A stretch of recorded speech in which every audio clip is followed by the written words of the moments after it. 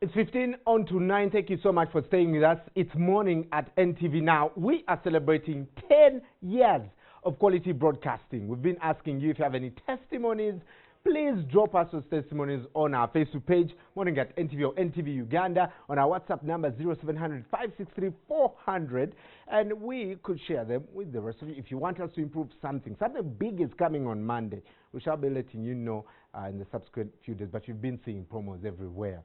But also, our crew is camped in Mbale, and joining me live is Raymond Mujuni, who is at the Mbale Resort Hotel with the rest of the crew. Mbale Resort Hotel has just gained 5-star status, and Raymond is going to talk to them about, you know, some of these things. But Raymond, before we get into that, talk to me about how, he doesn't seem to be hearing. Raymond, talk to me about what the mood is since you arrived in the eastern part of the country.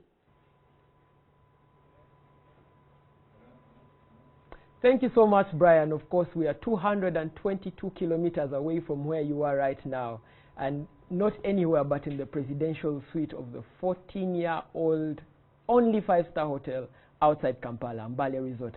And with me today, I have Mr. Isaiah Weboya, who is the General Manager of Mbale Resort Hotel. We're going to be talking much about hotel tourism, hotels as a driver for tourism. As you know, tourism is one of our biggest revenue earners, and it's also the place where we spend the least of our money. But let's just start it off, Mr. Isaiah. Just tell us, how many people occupy this hotel on a month? In a month, averagely, we host about 600 people. Yes. What's the percentage? You were telling me about occupancy and percentages of occupancy. Occupancy is around 45 to 50% per month. What do many of the visitors that come to Mbale, what do they tell you that they've come to see? Many things. Of course, some come for tourism. They go to the mountains to hike Wanale. They go to Sipi Falls. They go to Nyero Rocks in Ingora. They come for Mbale like this year. They go to Bududa for bullfighting. And others come for business. Yes. In what season do you have the most customers? I know Mbale is very, very exciting, but what season of in the even year, the busiest period is from August to December. That's people come for Mbale, and Mbale is launched about 2 kilometers away from this facility. People come to celebrate Mbale on the launch, and then subsequently, you know, it goes from sub-county to sub-county all over the region. So people keep coming for such events. Yeah. I've just been looking at the numbers here, and Mount Elgon is the 10th most visited area in Uganda. Just tell us a bit, what are some of the facts that you give to your visitors when they check in at the door? What facts do you give them about the Mount Elgon? Mount Elgon is the second largest mountain in Uganda. It's the mountain with the world's largest caldera, that space that the magma leaves when eruption took place. It is 42 kilometers long and 8 kilometers wide. And it's also standing at 4,321 meters above sea level. It has the beautiful flora and fauna. It has the biggest number of bird species. It has the biggest number of local trees that you can't find elsewhere, but also it has very magnificent waterfalls from the Kapchora side, the famous Sipi Falls. Mount Elgon is actually having very many ranges. You would not wish probably to walk up to the mountain, up to the peak or Agagai, but you can still go to Wanale, you can go to the Mudangi, you can go to Budadiri, you can go to Bududa. With all those places, no rock, but all green, round mountains. But also the good thing about them is that they are also habitable. People stay on all those slopes, and they grow the best Arabica coffee, probably one of the best coffee varieties. We were about to get to that. What coffee do you serve in this hotel? Pure Arabica coffee, fresh from the farm in the mountains of Giso and Kapchora. Do you know by numbers how many cups of coffee people take, for example? We know by kilos how many we serve in a week. How many are those? For example, we serve 20 kilograms of coffee every week. Our suppliers, actually we have a supplier called the Coffee Cup, who brings the coffee directly to the restaurant, freshly roasted, we grind and serve. Let's talk a bit now about the challenges that you face. The visitors that have come here, what are some of those challenges that they pointed out to you that maybe they say, this is the reason I may not come back to Mbale, this is the reason that I don't like Mbale? Incidentally, they say it's too good to believe, but they say we'll always come back. But the challenges that they face is probably the road network, but only from the town center to the hotel facility. And then the second thing is the rampant power outages, umeme generator. Those are, I think, the few challenges that the guests normally highlight. But the rest of the things, they always promise to come back. I was just looking at the numbers, and I saw that there are only 725 rooms inside Mbale alone. If you hosted a conference of 1,000 people, you would be out of rooms to host these people. Isn't that a challenge specific for you? And how is Mbale Resort, for example, working to address this? Well, these challenges are good. They are good challenges. One, Mbale Resort 14 years ago, when it came into business, we had, I think, only Mount Elgon Hotel as a hotel with 32 rooms that would be really hosting people.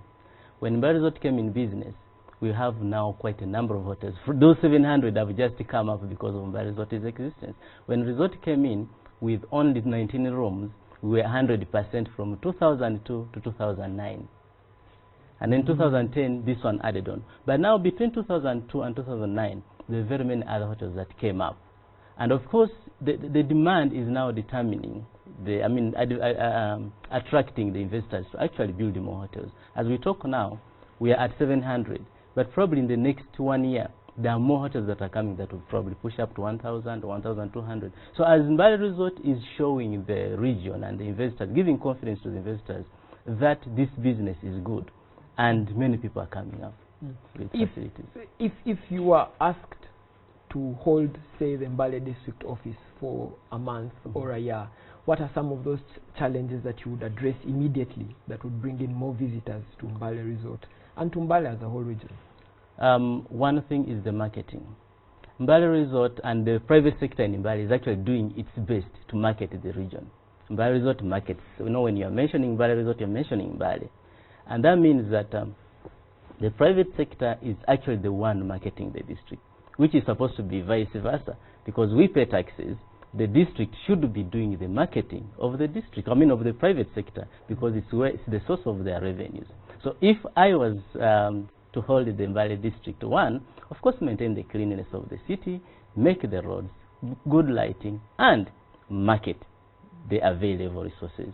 Let's talk about cleanliness. There was a time when Mbale was the cleanest city in the entire East African region. What happened? Well, I'm not in politics, so I don't know. But what I know is that once the cleanest city is now the cleanest or the best hotel, which is Mbale Resort. Ah, okay.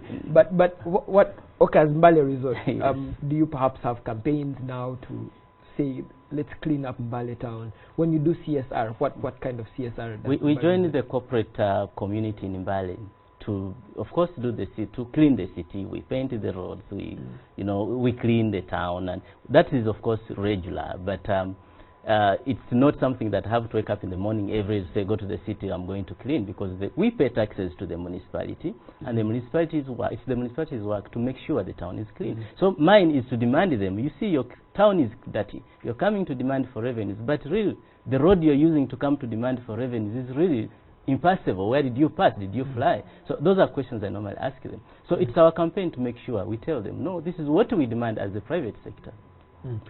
I want us to talk a bit now about marketing, and I noticed you talked about it as one of the challenges. When you market Mbale, how do you market it as? Do you market it as a coffee place, as an Imbalu place? What kind of marketing do you give it? It's a town of many attractions. One, Imbalu is 1 year, an even year. We have the best coffee. We talk about all those things. We talk about the coffee, we talk about the beauty of the town, even if it is having issues with the cleanliness. But when you're in Mbale town, you'll see the natural beauty around it. And then we market the local communities, how they live. Recently, we had the World Mountain Forum, and the Himalayan king visited one of the villages called Ivugitimwa. They went to see how the local people cook their food, how they serve it, how they make their houses using the cow dung. And they were so happy, they were so amazed They even promised to come back. He said, actually, I'm going to come with more 400 people to come and visit these villages. This is the Himalayan king. The Himalayas are the most beautiful hills in the world. Exactly, yeah. But you see, if they are attracted to our hills, so they thought probably they had the most beautiful ones, they have found actually the more excellent ones. Yeah. Okay. Tell us now about, presidential suite. Let's talk about the most expensive areas of the hotel. Yeah. Areas like the presidential suite, what's the occupancy rate? Are there Ugandans that are genuinely buying into? Ideally, our hotel, I would say the biggest percentage of the travelers are Ugandans. You may be surprised. Well, there's this other feeling that no, that rate or that class is for foreigners. Contrary, the Mbale Resort clientele, the biggest number is Ugandan. And this presidential suite, if you count how many people have occupied it, if you look in our data, it's actually Ugandan names that come more. Foreigners, very few. So this presidential suite started with 500,000 as a rate. It went to 600, 700, 800, 1 million. But the demand was still high. So we had to keep bringing it up because, of course, the demand determines the pricing. Yeah. So we had to bring it up to this rate simply because the demand is too high. Everybody wants the presidential suite. Yes. I'm going to give you a minute, and this is the last minute of our show, to brag about your ecotourism. I have been around the Mbale Resort. You have gardens on every part. What inspired you to have gardens? On almost every part of the resort is a garden somewhere. Just like our theme, our slogan says, it's the natural comfort. It is our unique selling proposition. All the trees you see around here, we built them for a purpose. Yes, we have ACs in all our rooms, but these trees, for you, I don't think even if you slept here last night, you would really turn on the AC with this beautiful and fresh air that comes from the trees. We have the river that you see from your room balcony, right from the hill, Mount Wanale.